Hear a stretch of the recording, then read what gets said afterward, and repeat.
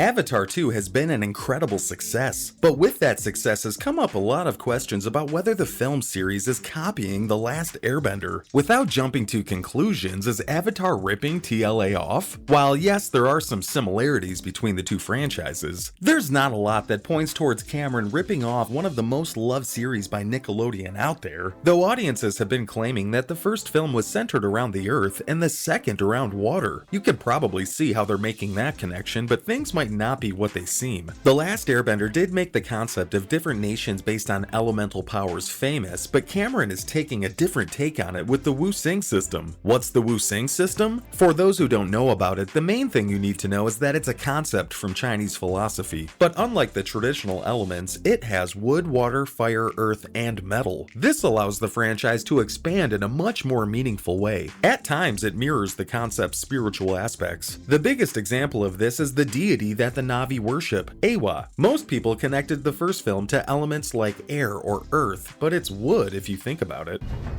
When I was lying there in the VA hospital, with a big hole blown through the middle of my life, I started having these dreams of flying. I was free. Keep the Wu-Sing system in mind. The first film showed that the Na'vi have a strong connection with their habitat. That's the woods. Their deity is a huge tree, and they even live inside them. The wood element from the system is also symbolic of things like a period of growth, which the Na'vi saw as Jake accepted himself as one of them and freed them from the RDA. This low gravity will make you soft. You get soft. But that's not all. The second film follows this trend. The next element from the same system is none other than water. And I mean, it's pretty clear from just the name of the film that they're going along with it. Sully's family now has to learn how to survive in the way of the water after Quaritch finds out where he lives. The entire family is at risk and has to move to the Metkayina clan just to survive. The thin, the tails are weak. You'll be slow in the water.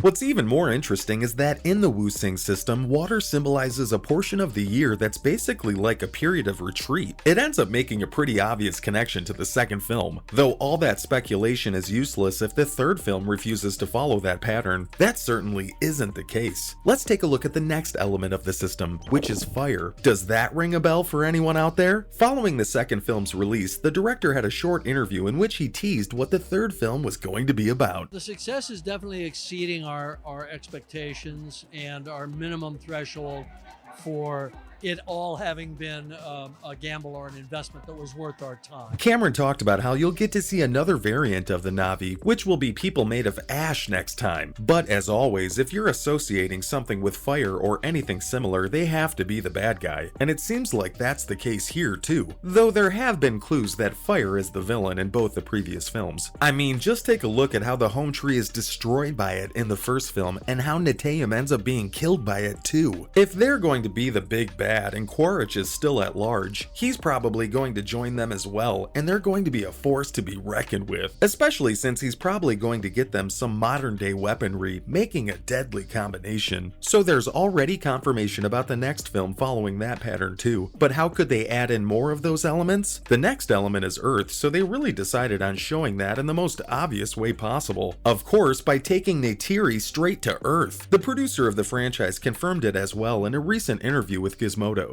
And not only that, I think on this case, every creative decision Jim made was for the big screen.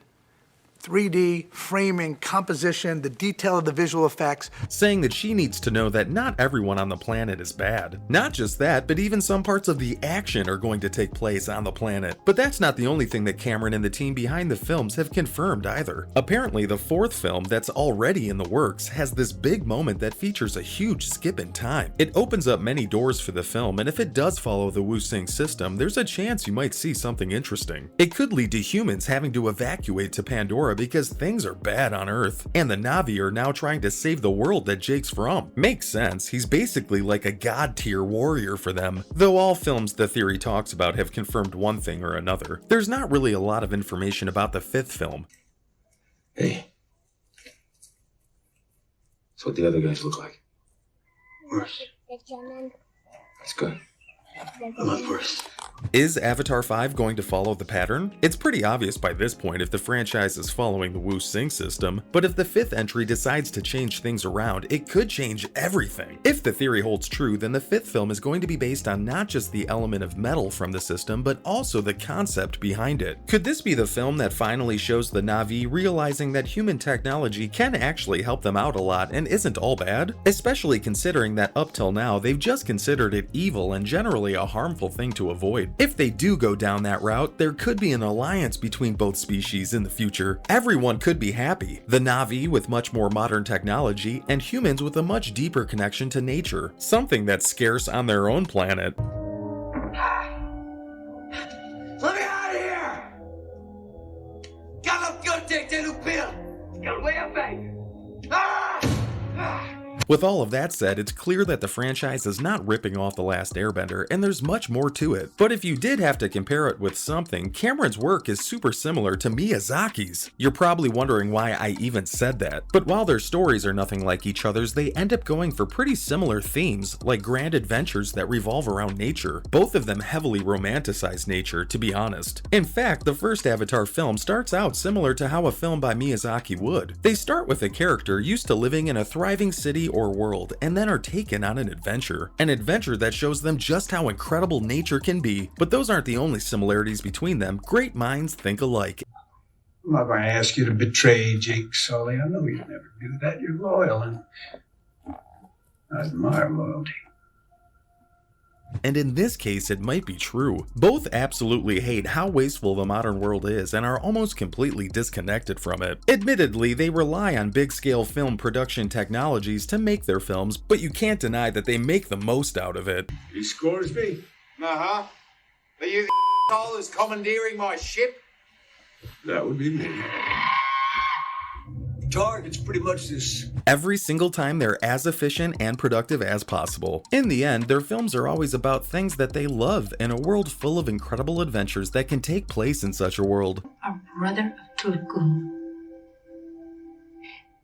You are one of us now.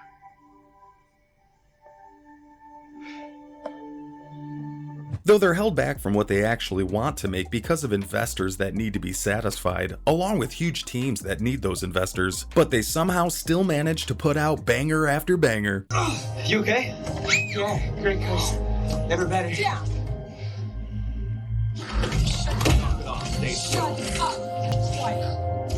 Still, it doesn't change that they're held back by corporate greed and numbers, which goes completely against all they are.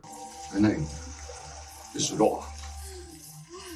That's all you need to know about one of the most popular theories about Cameron's Avatar. See you in the next video!